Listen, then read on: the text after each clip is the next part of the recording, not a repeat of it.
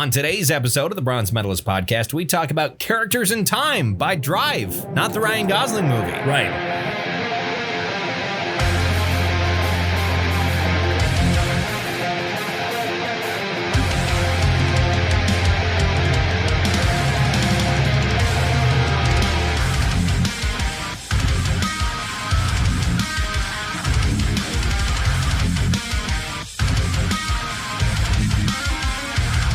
Hi, everyone. Welcome to another episode of the Bronze Medalist podcast. I'm Kale. I'm OJ. We're two professional broadcasters. We like talking. We like talking. Yeah, we like talking. That's true. We like metal and we like to talk about it. You know, there was something I said before we did the start of the podcast. I'm thinking, you know, my sister listens to this. Maybe we should edit that out. And then it just dawned on me just now that we had not started the podcast yet. Yeah. No, we were just rolling and chit chatting. Yeah. Got to warm up. You do. It's an important part of doing a thing is warming up. Doesn't matter what you do. The vocal cords. If you're playing guitar, you warm up them fingers. My son, my youngest son got a guitar yesterday. A guitar. Yeah, from my mom. My mom and dad sent a guitar because his birthday was May 23rd. What kind of guitar? Just a starter guitar. Just acoustic? An acoustic guitar. An acoustic. And so we worked on playing a little today. I taught him a couple of chords. Well, hey, here's a way for you to get back into playing guitar. What is that? It is teaching your son how to play. Sure. And if you wanted an acoustic guitar, I have one that I don't use that you could take home with you. And we could play together. Yeah, and you could, probably be an easier way to teach is showing him on that guitar. Mm-hmm. And then, it's if that's a thing that you want to do. That's a great idea. It's probably going to need new strings. I think there might be second pair of strings in the case, in the guitar case. Because I was going to teach him, I have an electric guitar downstairs. And that would be weird, him playing the acoustic and being like, mine doesn't sound like that. Mine does. So I don't know what that sounds like. But yeah, I have an unused acoustic guitar that you could take with you. Growing up, my dad had an acoustic guitar that, have you ever seen Willie Nelson's guitar? The one he plays all the time? Trigger, yeah. That's just beat to shit. Dad's acoustic guitar that he bought in Mexico made Trigger look like the Cadillac of guitars. It was just, yeah. I'm surprised Willie Nelson even bothers to touch that thing anymore. Like I know it's got so much sentimental value. Well, yeah. And it's such a famous guitar, but on the other hand, it's like a piece of history. Sure. Well, yeah. That you would think maybe he would have sold it to a museum or something. But on the other hand, I think it has such personal importance to him. Now. Sure. I'm surprised that there haven't been multiple Triggers in the way that Glenn Hansard, also famous for absolutely destroying his guitars, has gone through 5 at this point. Because he burrows a hole on the downstroke, essentially. And he's playing electric guitars, isn't he? No, it's his acoustic guitar. He does play electric on certain things as well, but all of his acoustic guitars end up with a massive hole. Right, and I feel like anytime I've ever seen him play a guitar, a string gets broken at some point. He plays very, very hard when he plays acoustic guitars. Right. Just because the start of his career as a musician was busking. Sure. And that, because he dropped out of middle school or something like that. Like you start playing on the street. Well, you got to play loud for people to pay attention. Sure. And I think he has said at certain points, I never really learned how to properly play a guitar.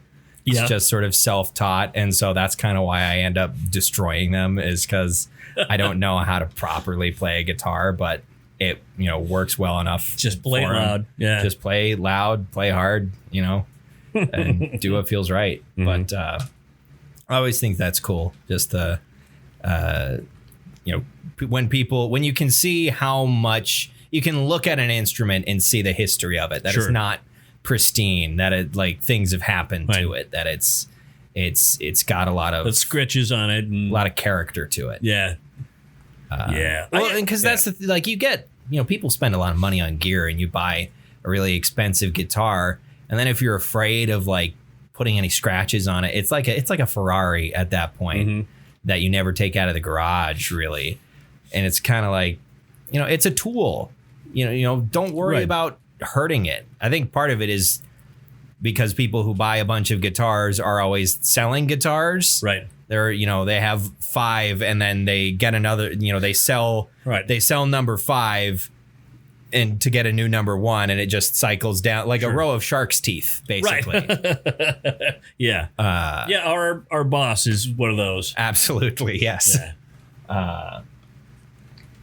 But yeah, I like seeing that. I like seeing worn out instruments. They have a lot of character. They do. Yeah. Looking at something like that, it's always neat. I have a guitar called Jezebel. I bought not Jezebel. It's a bell full of Jews. Oh God. No, I got her at Northwest Music or Northwest Music. Okay. Back when it was on Broadway.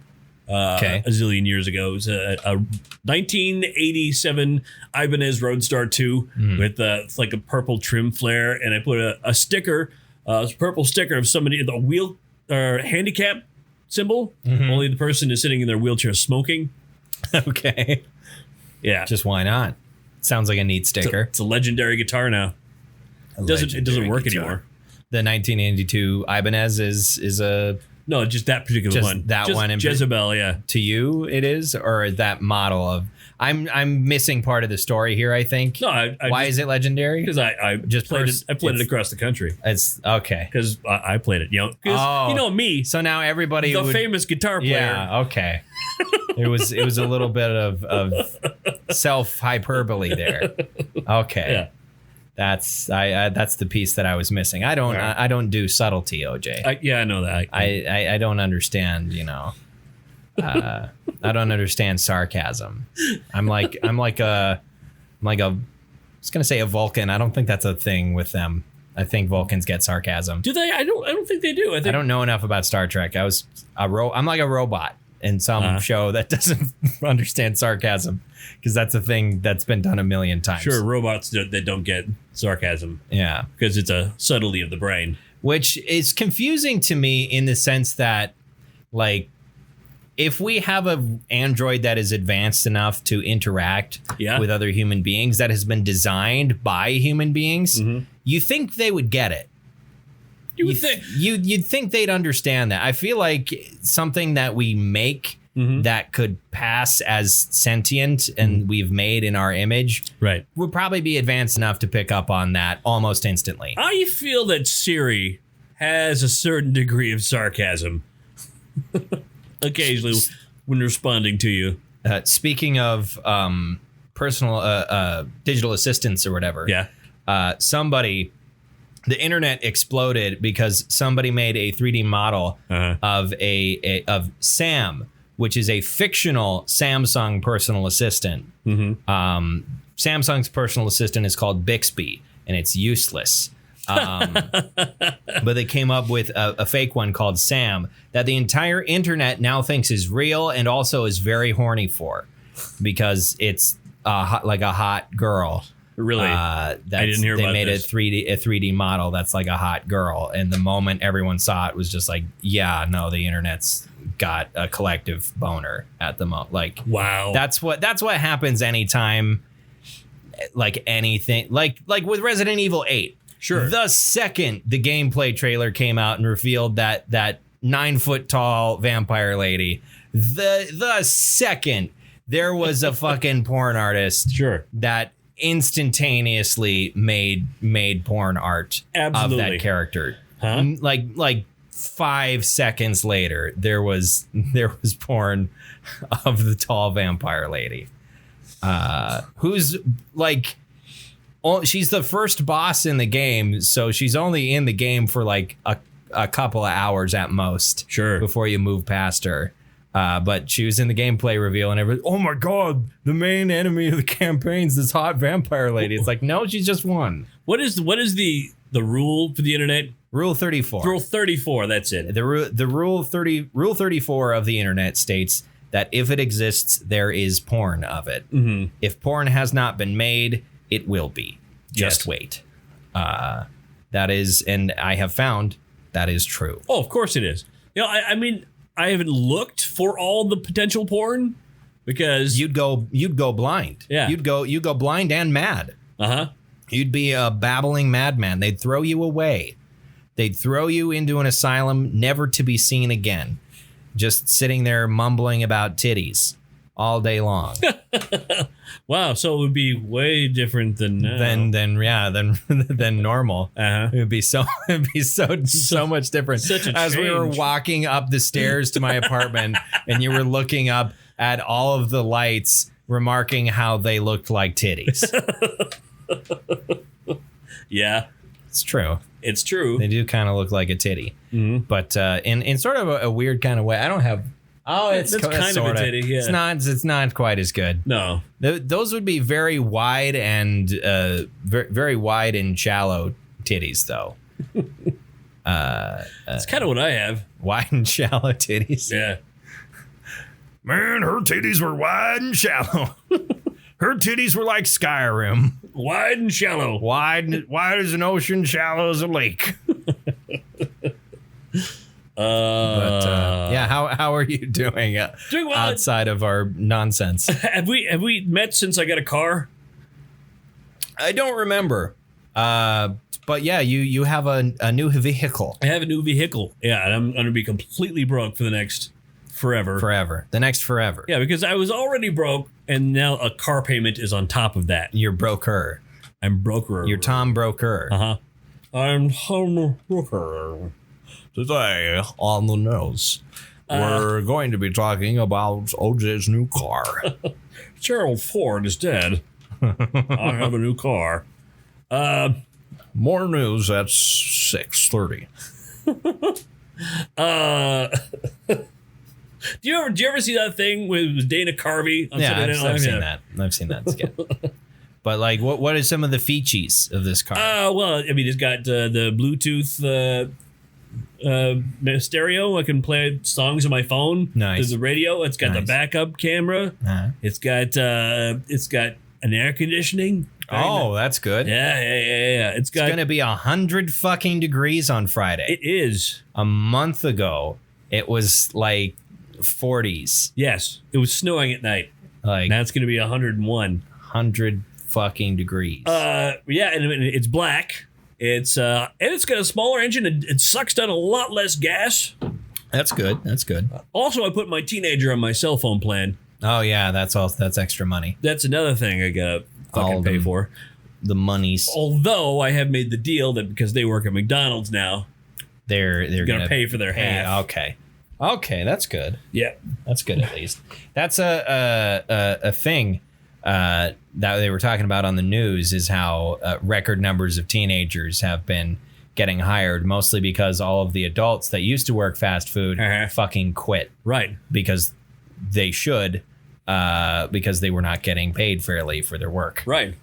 And it's so interesting to like. I want to see like a documentary of some sort about that, because it was like the minimum wage increase didn't go through, and then just like all across the country, all at once, everybody said "fuck this."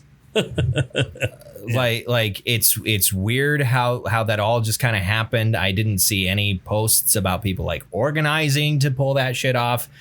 They all just kind of all did it all at once. Was the way that it just seemed. Made I think sense for everybody. I think individual restaurants people organized in that sense, but yeah, I mean that's what if that's what you got to do, that's what you got to do. Right. You know, and they always argue. They say, well, I mean, if your job doesn't pay you enough, go get a better job. And they said, okay. And then everyone, well, why can't I get a burger now? Why does it take me 10 minutes to get a burger now? Well, because you told them to go get a different job. So they did.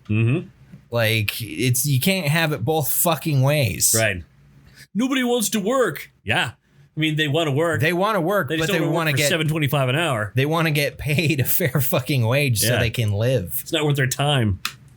I think adjusted for inflation, a minimum wage ought to be like $21 an hour. So if you adjust is what I read, yeah. So it's like $15 ain't even really cutting it, right? Even, but it's better than what it is. So I remember when I started at it was Burger King was the first like job I had. Yes.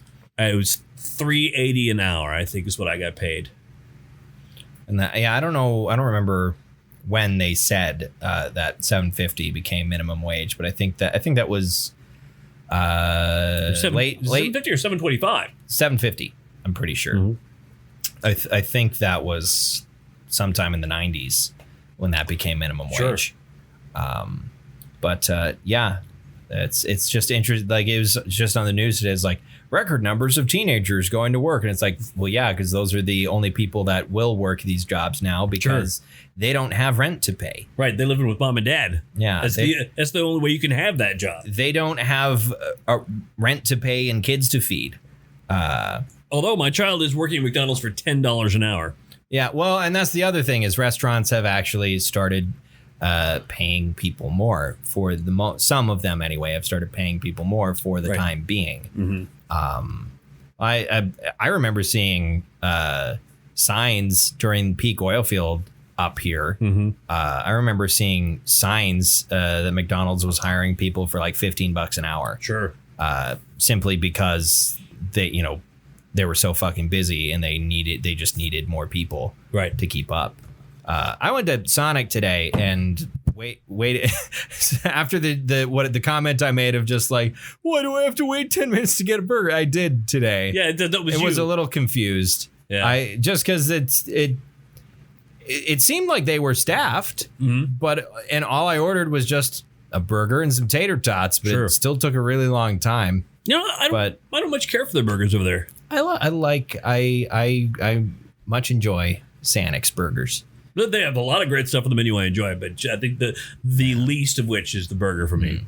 I'm a burger guy. Yeah, well, I like a good burger. So who doesn't like a good burger? Mm-hmm. But I only have so many options. Right. Because as I talked to you about today, Wendy's gives me some sort of bizarre allergic reaction. Right. I don't care for Burger King.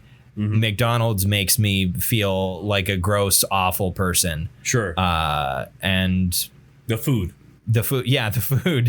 does. And I don't know what other options would I have, because you don't go into places. I could go to Arby's, but I swore off Arby's for the simple fact that I went there one time and they were out of roast beef. Yeah. That shouldn't fucking happen. That doesn't make sense. How can Arby's be out of roast beef? Granted, it was 10 p.m., but still. Of all the things they could be out of. Roast. That's the thing that they do. They said everybody else in the fast food industry does burgers. But you know what we're going to do? Fuck it. Roast beef, motherfucker. And I went there and they didn't have any fucking roast beef. And I will never, ever forgive them for that. How do you not have Whoppers? This is their home. This is where the Whopper lives. Thank you, Kyle Kinane and his 2 gay Canadian dads. It's a wonderful, wonderful story. Yeah, it is. Him getting kicked out of Canada. Kicked out after having already been gotten there and having already been there several times. Nobody raised a fuss. But then just that one time, because it's Calgary, they don't stand for that shit. Having a DUI 20 years ago. After 10 years, it's supposed to be expunged. Yeah. And supposedly they're going to do that in North Dakota. They're going to actually. I thought they already did that. I think they made it. They set it to become into law. Okay. It didn't. Yeah. It's getting there. Right. It's getting there. Then I'll get to go back into Canada. I was going to say, because how much time do you have left on that for it to elapse? Well, I guess I got one, and I'm not proud of it at all. I got one in 2004. Okay, you heard the story of that one, right? So so if it was a decade, then that's long past. But I got another one. Oh, okay. I didn't know. I guess I didn't know you had 2. Yeah, well, the second one, I lawyered up and made it a reckless driving case. But the people at the border were like, yeah, it says right here it was reckless driving because you were drunk. So I see. We're not fooled by this. So the American man, the border people are just that's. you should be able to. I feel like you should be able to. But my wife is driving, and she's a Canadian citizen. Yeah. You should. I feel like you should be able to do that. I mean, they let us over the last time. That's because her father passed away. Yeah. So that would be kind of cruel to deny that, I feel. But yeah, I've always thought that's a weird rule of just like just completely disallowing, you know, that from entering the country at all. Sure. Well, but I mean, they don't want you to have felonies coming into the country. I guess. Any kind of felony. And in Any kind of felony. most of the civilized world, a DUI is a felony. I mean, suppose. Like in Germany, if you get a DUI in Germany, you know what you never do again? Drive. You never drive again. I suppose. Ever. I mean, and they make it. I mean, it's Germany. This is where they invented beer. Yeah. So I mean, Yeah. So I mean, if you drink in Germany, which you do because it's breakfast and let's go out. Yeah, it's 9:00 in the morning. Right. But they make it very easy in most places to there's find other transportation. Yeah, there's very because good it's not the fucking United States, right? Where 90% of this country was built within the last, 90% of the infrastructure of what is geographically 90% of the country, right? The infrastructure that covers that part was all built in the age of the automobile. Sure. And so there was no provisions made for people to get around without the use of a car. Right. And I noticed that, I mean, the other night I was going to use Lyft, and I opened up the Lyft app, and it was like automatic, like $10 or $15 to go anywhere. It's like their prices have really like skyrocketed. So maybe people have quit driving Lyft too. Mm. I think that actually is a thing though, because I don't remember if it was Uber or if it was Lyft, but people were attempting to organize because drivers for those services are not considered employees, right? And therefore do not have to be paid minimum wage, and don't have any sort of like bargaining capabilities or anything like that, because they're all contractors essentially, is what they're supposed to be, but. Many people who are much smarter than I am have essentially looked at the criteria that they fulfill in the performance of their job and gone, this legally qualifies as an employee in several different ways. This should not be a contractor. The most important thing is the fact that they carry out all of the primary business of that company. Right. Legally, that is the most important definition of an employee, right, is a person who carries out all the most important functions of your company's business. But no, they're contractors, they're free agents, they can do whatever they want as long as it's within the very strict guidelines of our company. Yeah. It's crazy. It's crazy. The world's on fire. When the world's on fire, I like going kayaking. I went kayaking this weekend. Yeah. It's a good time. Nice, relatively glassy water. Nice. On Monday morning on the Memorial Day. Went out kayaking. It was a lovely time. Although I ended up with a pretty bad migraine later that afternoon that I'm pretty sure is sun related. We wore a hat, right? Yeah, I wore a hat. I wore shades over my glasses. The clip-on shades or whatever. Nice. I don't know if they're polarized technically. So that maybe is part of it. But and this has happened to me before too, where if I spend all day out in the sun, I end up with a monster of a migraine. By the time it was the type of migraine where if you stand up at all, not even like stand up quickly, just stand up at all. If you change the elevation that your brain sits at, you just get a rush of pain going straight to the top of your head, and you stand up and just kind of go for a second and then wait for it to go away. And that was fucking awful. I don't have, and like it happens to me so infrequently that I don't have like migraine medication. I have stuff for headaches. I don't have any migraine shit. So like the sun's right in my eyes again. But like I don't have anything to treat migraines. It's all just ibuprofen and aspirin and stuff. Sure. Which most of that doesn't do shit for most migraines. You know, I find that if you, for a migraine, if you take 2 Advil with a fifth of Jack Daniels. Yeah, that's responsible. Well, you know, it reduces awareness of migraines. That's true. It will also, you know, maybe reduce your awareness of life. Yeah. Possibly. Which also, win-win. There is like some NSAID that my mom is allergic to that I avoid. Really? Simply because I don't want to find out if I'm allergic to it. Well, what if it's like Tylenol or something? No, it's not. It's definitely ibuprofen, acetaminophen are fine, I think. Mm-hmm. Aspirin's fine.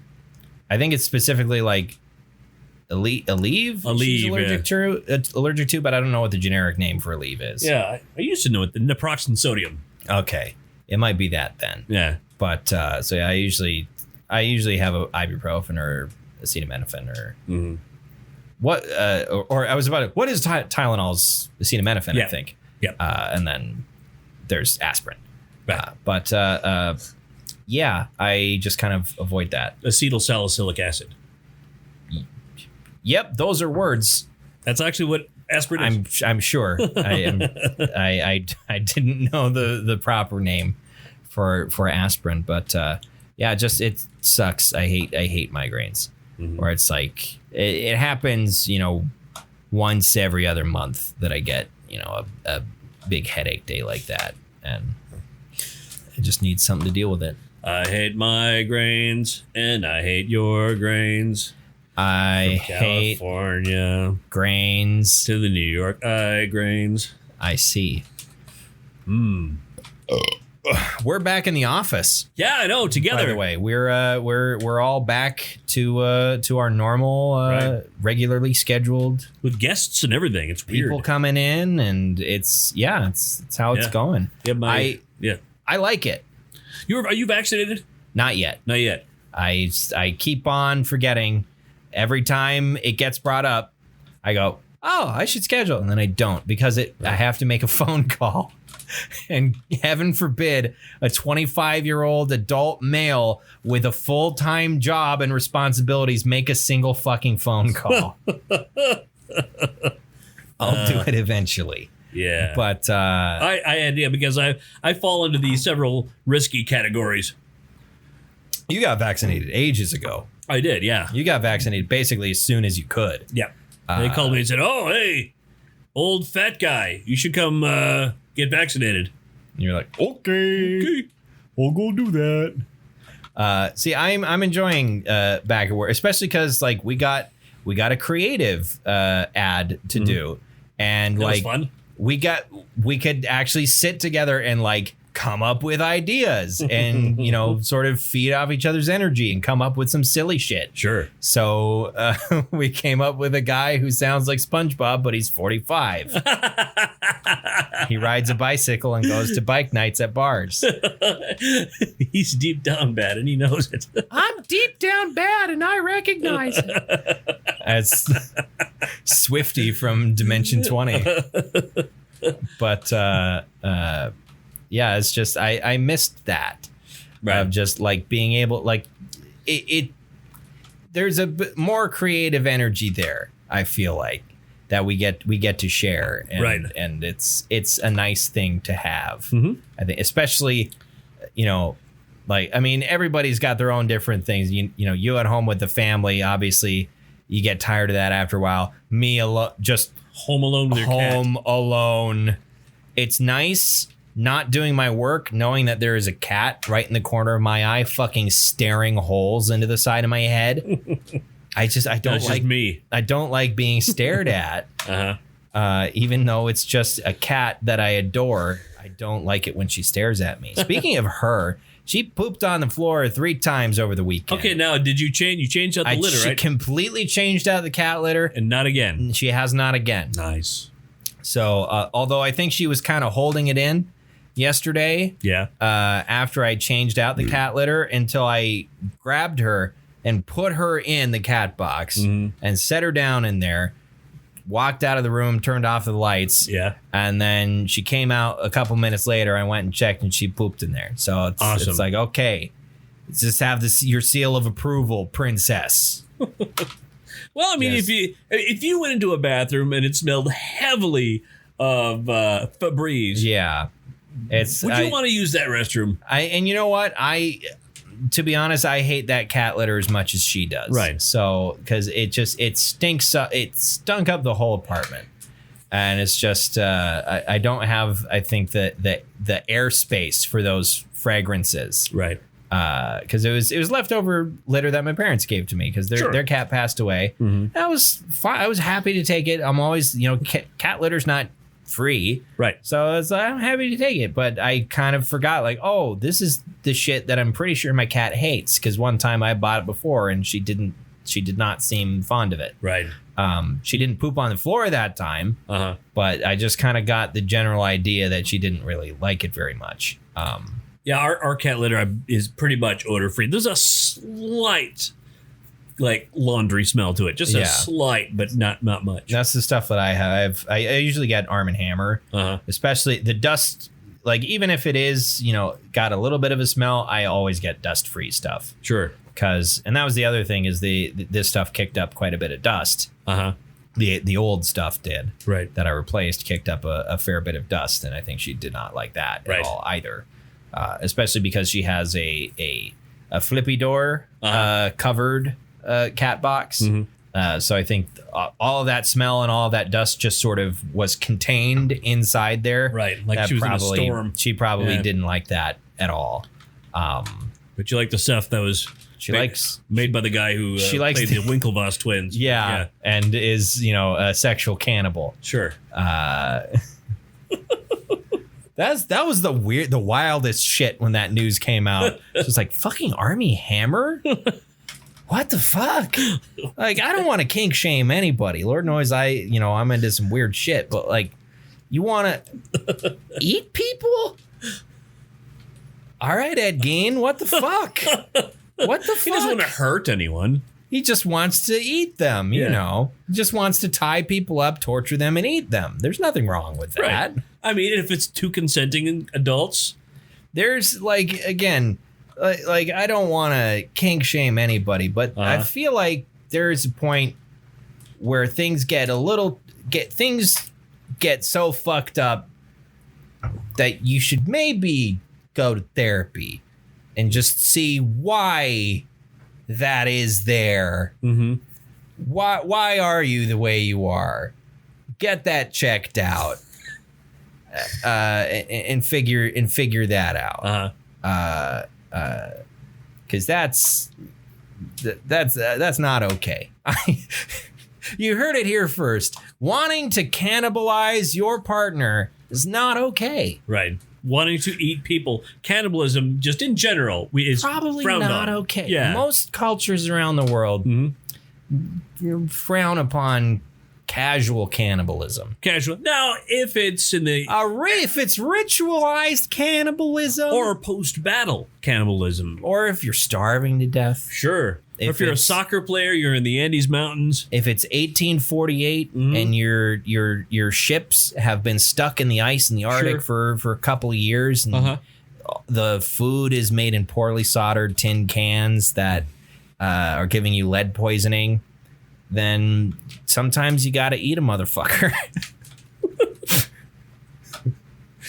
Once again, you heard it here first. Sometimes you got to eat a motherfucker. That should be a shirt. Or a bumper sticker. Yeah. I've been listening to, have you ever heard the song Northwest Passage? I can't remember, he's a Canadian singer. Gordon Lightfoot? Bryan Adams. No. Right, no. It's, I can't remember the name. I think it's Eric something. But it's a song that mentions Franklin's lost expedition in modern day Nunavut. But right. It's a wonderful song, like a cappella song that apparently at one point a radio station did a survey and overwhelmingly they asked a question. It was, what song would you choose as the Canadian national anthem if it wasn't "O Canada"? And like overwhelmingly people said Northwest Passage by this guy. It's a really cool song. Nice. But I just came across it and been listening to it because it's neat, and it's associated with a thing that I very interested in because I watched The Terror last year, and that's a fantastic TV show. Wonderful TV show with lots of great actors in it. Jared Harris is a fucking revelation. Oh, yeah. Love Jared Harris. Can't wait for the next season of The Expanse, and I hope he's in it. I hope Jared Harris is in it. Why wouldn't he be? It's just because he's hardly been in the last three or four yeah. seasons. Well, it's only been 4 seasons so far, right? 5. Has it been 5 now? There's been 5. He was very present in season 1, had some appearances in season 2, and has just made cameos since then. I would love to have more of him.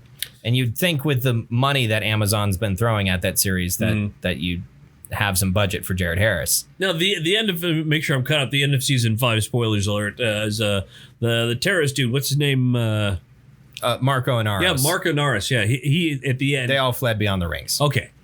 And there's a group of Martian separatists that also went beyond the rings and are founding like a uber fascist society. But basically. They found out something really, really bad happened to going through. There was one ship that went it was through the rings. Martians that went through. Yeah. That when like one of their ships went through, they got like completely disintegrated. Right. But anyway, let's talk about Drive. Let's talk about characters in time. A band I wished had more of a more of a legacy and more of a catalog. Yeah, I've never heard of these guys. Right. This is a very well put together album. It is. This is their first album out of 2 that they ever made. Right. They came about in the mid 80s is when they started as a band. They like were 84. founded in Texas. Yeah. And moved to Los Angeles. And eventually got one of their songs on the radio. I think the song in particular was I Need the Lights. They won a contest with that song, I think. Yeah, and what's funny is I Need the Lights. I don't want to spoil anything. I think it's probably my least favorite song in the whole album. It's absolutely their most generic song on the album. This is overwhelmingly, I'd call this progressive metal. Yeah. Of the late 80s type.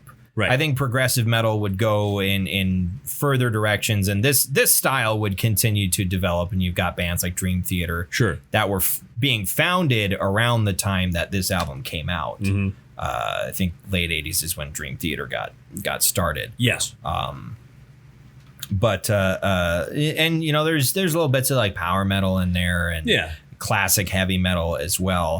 And I think they got started and really got moving at the wrong time in the music industry.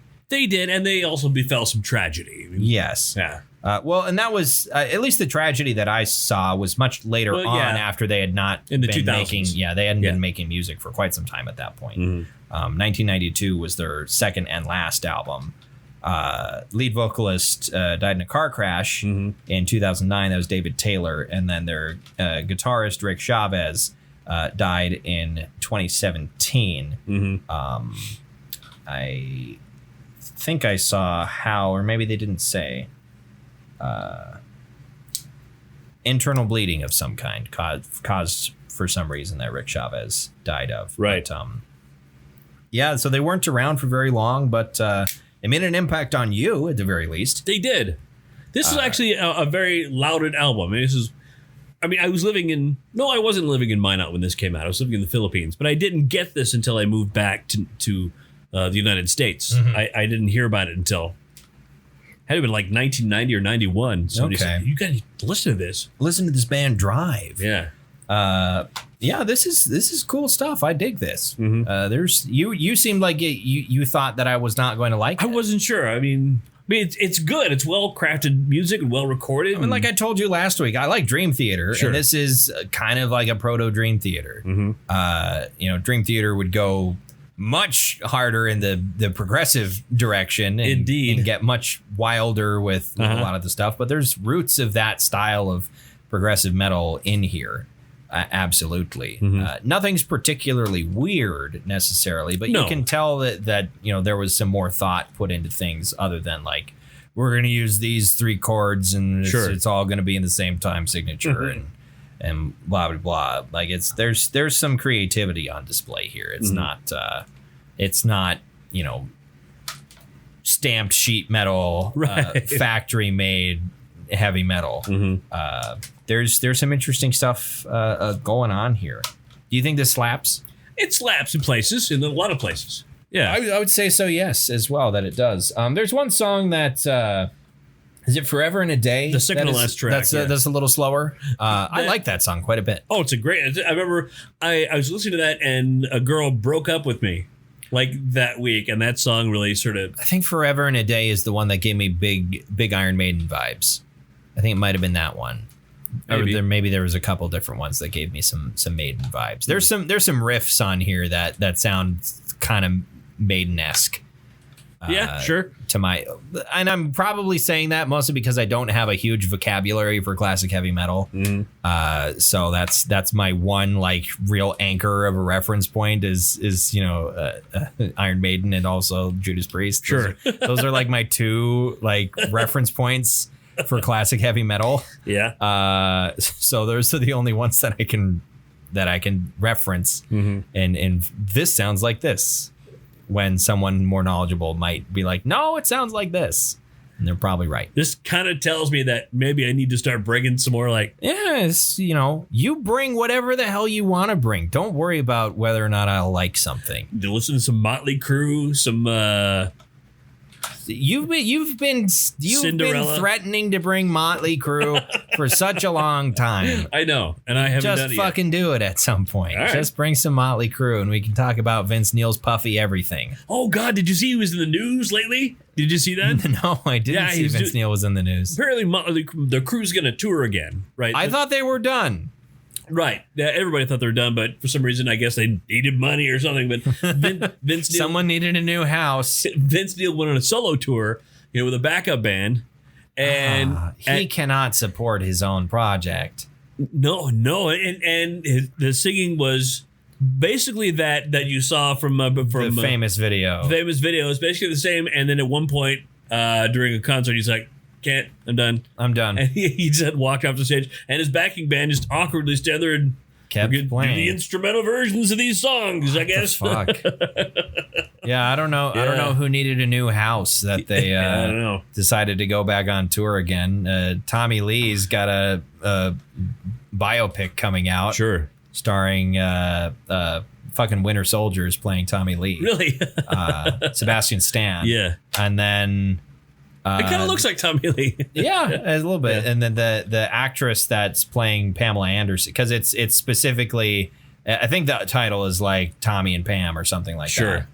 The actress that's playing Pamela Anderson. It would be funny if it was Lily Pamela James. Anderson. No, it's Lily. It's Lily James. Lily James. But she does. I don't really know what she looks like anyway. But I saw a picture of her and I was like, I feel like she's wearing quite a bit of stuff to make her look like Pamela Anderson at this point.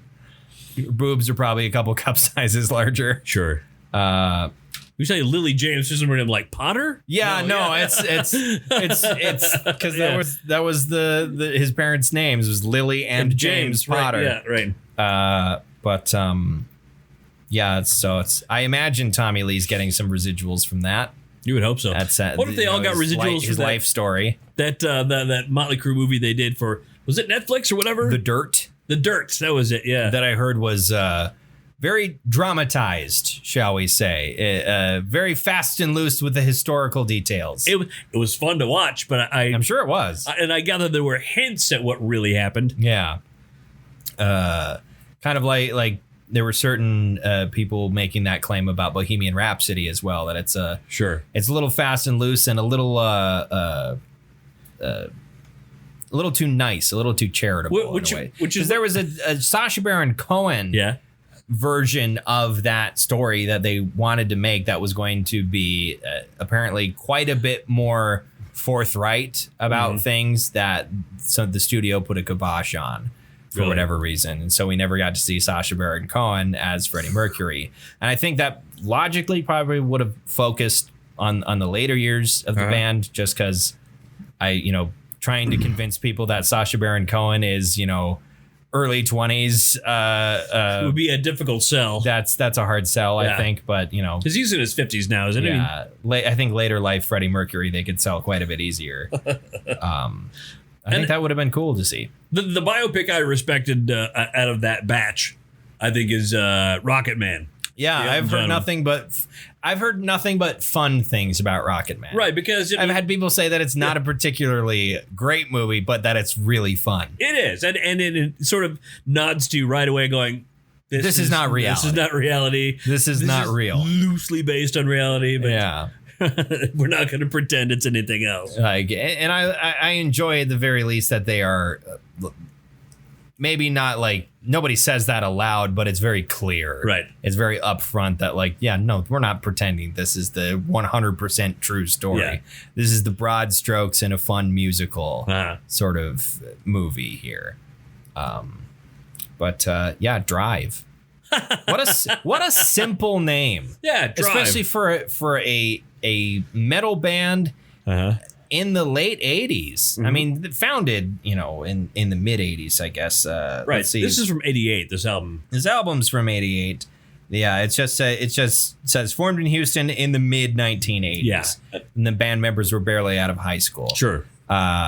Which, I mean, it does sound a little bit like sort of the, when you're in high school and coming out, well, what do we call our band? What if it's just one? What if it's Drive? Yeah. And you got to have drive to get this done, man. Not really thinking of like, well, that's not very memorable. It's not very memorable in the way that like Iron Maiden or Judas Priest or Black Sabbath. Those are very memorable band names. Mm-hmm. Yes. Drive is just kind of like, let's drive. Isn't that a Cars song? Or Motorhead. Motorhead's a memorable band name. We never talked about Motorhead on this program, have we? We barely talked about Motorhead. I'm not super familiar with Motorhead other than existing as a metal fan and, being aware of how important they are. Right. And obviously being a good boy and sending up some prayers to Lemmy. Sure. But other than that, the god of Jack Daniels and heavy metal and speed. Yeah, the god of Jack Daniels, amphetamines, and heavy metal. Yeah. And fucking, I think it was Triple H. Triple H spoke at Lemmy's funeral and was talking about how he had come to watch some wrestling or something like that. I think Triple H actually had come to see Motorhead. Sure. And had gone to Lemmy's dressing room and had sort of knocked, and Lemmy was like, "Hey, come in," and opened up the door, and I guess Lemmy didn't expect that it was going to be Triple H and what is Vince, his daughter. She's the daughter of the owner of WWE. I can't remember. Oh, McMahon. Yeah, the Vince's daughter. Yeah, I can't remember. They're married. But anyway, they walked in, and here's two strippers or prostitutes. Yeah. Probably both. A giant pile of cocaine. And Lemmy with most of his clothes off. He's like, oh no, I didn't realize you were gonna. Just give me a moment. And the ladies got dressed and left, and then the cocaine disappeared. And the cocaine disappeared somehow. And they came in and talked to Lemmy, and he was just like, hey, it's just like. It's fucking Tuesday. My thing with that story is Lemmy, in that he had hookers and coke, and somebody knocked on the door indiscriminately, and his response to that was, "Come in." Either that, or I'm misremembering, and they just sort of walked in unannounced. Maybe that. But I believe Lemmy was aware that they were coming and going to say, and going to say hello to him before the show. Sure. But also, when you're fucking Lemmy, do you give a shit? I guess you don't. When you're Lemmy, you don't give a shit. He's on the level of Ozzy Osbourne, basically, of just like, although he struck me as never quite, despite the ridiculous amounts of substances that Lemmy abused over the course of his life, he never quite reached, to my knowledge, the same rock bottoms that Ozzy has experienced throughout his life. Or maybe we just didn't hear about them. Yeah, we're just not quite as public, but I mean, up till like the day he died, he was still drinking a bottle of liquor every day. Sure, he switched to vodka because there's less sugar in it. Yeah, it's healthier than Jack Daniels.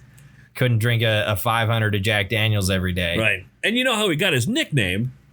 I actually don't remember how he got his nickname. He's always bumming shit off of people. Oh, let me have a cigarette. Let me have $5. Let me have that. Yeah, okay. I'm thinking of Barney Greenway. got his nickname because he would get drunk all the time and run into things and smash them. And so his nickname was Barney Rubble because he turned things into rubble, and then it just became Barney, even though his name is Mark. Yeah. Also, Barney Green, whenever you watch an interview with Barney Greenway, it's just like, he just sounds like somebody's dad. Yeah, he is. I mean, he's 51 now, I think. Yeah. 52. Also, like, you know, you think of other vocalists who've been doing that shit as long as he has. He, like, even if they can perform on stage just fine, usually their speaking voices are kind of shot. Like, you think of Corpse Grinder. Corpse Grinder's speaking voice is, like, just as gravelly as his singing voice almost. Barney Greenway, you hear him talk, just like sounds like he has never screamed a day in his life. His technique must be great, is what that tells me, basically. Yeah, or he's just genetically superior to, or his throat is just built to take that much pounding.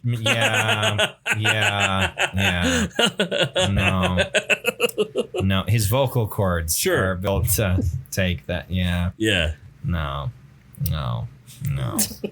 But we should do at some point. We should do Throes of Joy and the Jaw of Defeatism, because that was a really good album. Yeah, their newest album. That's really fucking good. Yeah, they're really progressed. I mean, they've changed as a band. Yeah, it's they didn't stagnate in their style. No.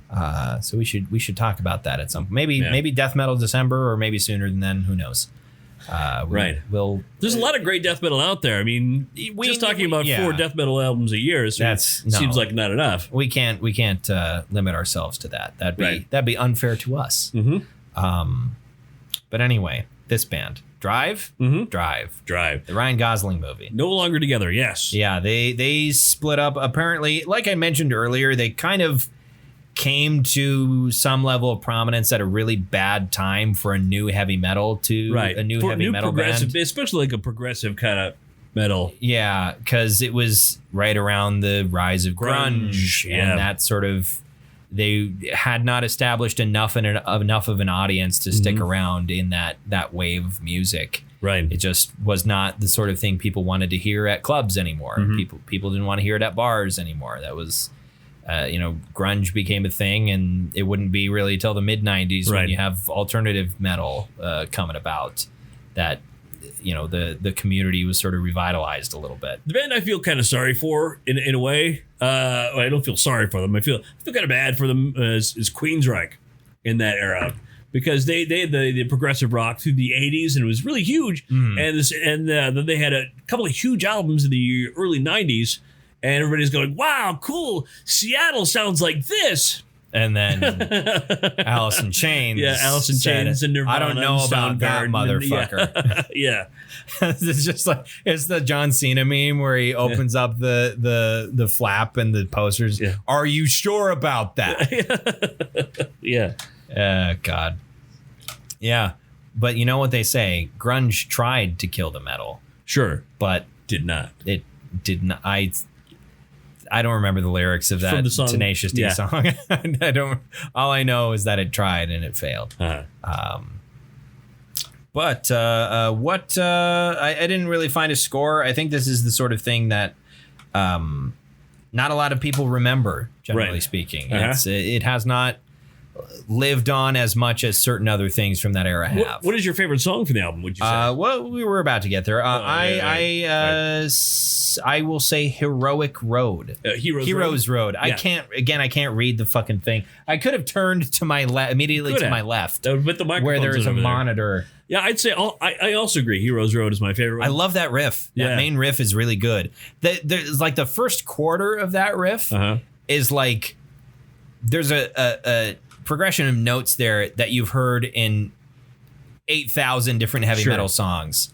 There's like a little trick there that I feel like I've heard a million times before, and then they turn that on its head and turn it into something really rad. Yeah. And I really like that. That main riff is really good. I also was pretty fond. Forever and a Day. Yeah. Forever and a Day. I liked Sinister Minister. Just because I like anything that shits on megachurches. One of God knows how to lose your money. I swear to God, one of the people in the sample at the start sounded like Kenneth Copeland. Yeah, I have no doubt. I'm sure I don't know when he started his shit, but it was in the 60s or 70s, maybe. One of them sounded like Kenneth Copeland. Yeah. That nightmarish looking man. Yeah. He's terrifying to look at. Yeah. He's really scary. He's definitely out of his mind. Yeah. He's God, fuck you, Kenneth Copeland. But yeah, I like that song as well. Kamikaze, I thought was a pretty great rad song. Yeah. There's a lot of like war stuff in here, like that's sort of Stormtrooper, Kamikaze. That's sort of the power metal element of it, I think. Right. The Entity, Eternal Mercenary is very, very power metal. Yeah, it is. And that brought to my mind, even though I think they were, that was supposed to have a slightly more medieval context. That made me think of like Metal Gear Solid and stuff like that. Is what that brought to mind. But yeah, there's a lot of really rad songs on here. This is a cool album. This is fucking rad, man. Rad a lot tonight. That's cool. I don't know. It's what we said at the time. Rad. The spirit has struck me. This is radical. Cowabunga, dude. The spirit of radness. Yes. Has taken a hold of me today. But what metal are you bestowing upon this? Like Maz Kanata to Chewbacca? It's borderline. I'd say silver. I'm saying silver as well. Yeah. Just because I feel like that, there's like a lot of things where it's like, this is rad, but also like I'm a very emotional creature. I like my stuff that nothing grabbed me and it grabbed hold of my heart. You like your stuff to be a bit emo. Yeah, that's just who I am. I have to accept that. Mm-hmm. But although I mean, I had a lot of great personal moments with this album. Yeah. It's meant a lot to me. And it's one thing like when something, comes out when you're a teenager and you can be listening to it a lot, and then you have memories of all of the things that you were doing in your life at that time associated with that album. Right. Whereas me, I listened to this today alone in my apartment. Sure. Didn't have a lot of cool memories and context for this album. So I think that's an important thing. And I think that's a valuable part. I think that we're not objective. We're not reviewers. Right. We just talk about shit. And I think if you're not trying to objectively review the qualities of a piece of art, a very important piece of that is the emotional aspect and what you associate with it and your sense memory of it. I think that's a very important thing to bring up and is a valuable part of a conversation about a piece of art. And I have 30 years of that. Well, like you said, you had an afternoon. Yeah, I had an afternoon. Yeah. And that's any art. Is the emotional part of it is an extremely important part, why I think that like certain kinds of art criticism are kind of bullshit in a certain way. Of just like, you can't objectively review this. It's because it's not an objective thing. It's art. It's subjective at its very core. But fuck it. Just I'm sounding like a big fucking hipster right now. That's all right. I was gonna try and burp, but I realized a second into that if I forced it, I was definitely gonna throw up. So that would have been awesome. No, it would not. We talked about metal. We talked about live. Kale barfed. I went home. What a night. So next week, I talked about it a little bit last time we met, and I think we're just going to do it this time. We'll talk about Four Phantoms by Bellwitch. All right. Because it's been about a year since we talked about Mirror Reaper. Right, and this is the album before that, right? Yes, this is the previous album before Adrian passed away. Right. The original drummer in the two-piece that is Bellwitch. Yeah, but they were three-piece then. No, they're still two-piece. It's just the bassist and the drummer. The drummer passed away and was replaced. Replaced with a new drummer. They replaced half the band. And the last part of Mirror Reaper features a guest vocalist, which is Eric Mogridge from Aerial Ruin. we'll talk about Four Phantoms next time because it's something that I had not listened to a ton before the last couple of weeks, and then I was listening to it while I was driving. And I was like, wow, this is really fucking rad. So we'll talk about that next time. The word of the day, kids. The word of the day is rad. So until you hear from us next time, find us on Twitter and on Facebook. Follow us there. If you want episode links to listen to on your browser, otherwise find us on the iOS podcast app. That's what I've been trying to say that for years at this point. You'd think I'd figure out how to say it's the podcast app on your iOS device. There you go. Or we're on Libsyn's the podcast source. Yes. If you have an Android device. So till you hear from us next time, thanks for listening to this episode of the Bronze Medalist Podcast. I'm Kale. I'm OJ. Congratulations.